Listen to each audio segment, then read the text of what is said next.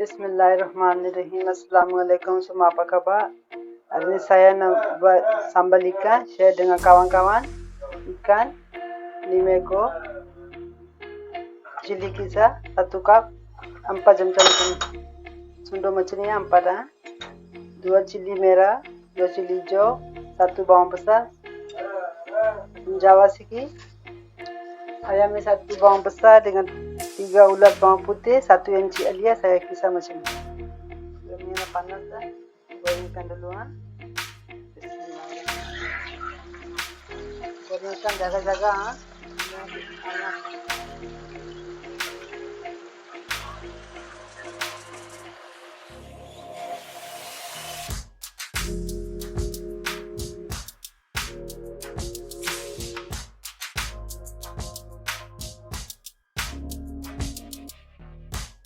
Oke, ikan dah goreng dah siap dah semua.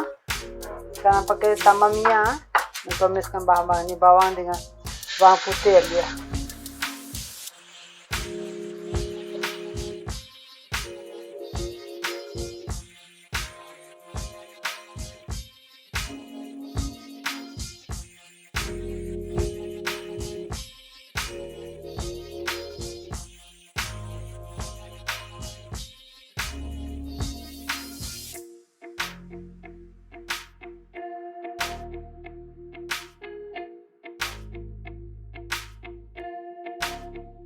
Oke, dah garing dah. Kita minyak dah. Masukkan air senjawa.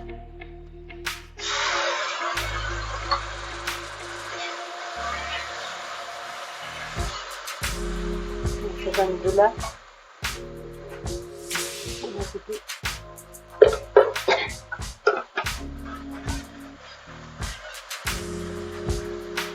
1 chemcha makan ni sos tiram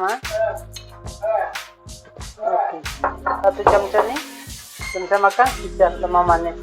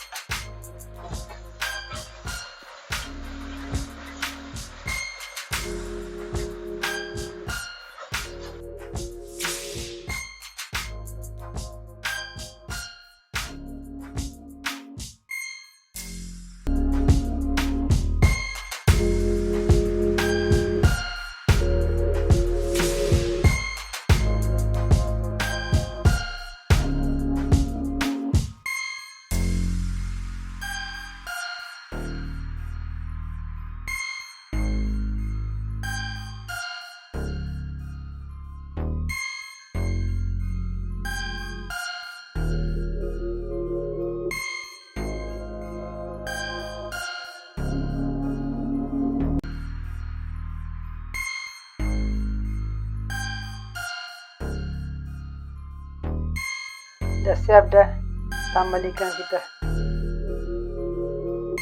Sama juga.